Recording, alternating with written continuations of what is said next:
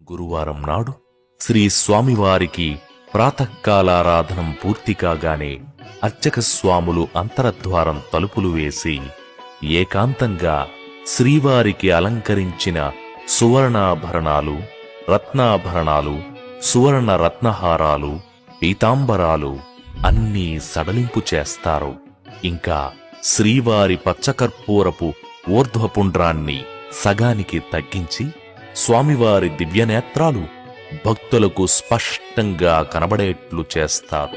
కంటి అఖిలాండ కర్తనధికుని గంటి కంటి నఘములు వీడు కొంటి నిజమూర్తి గంటి. కంటి అఖిలాండ కర్తనధికుని గంటి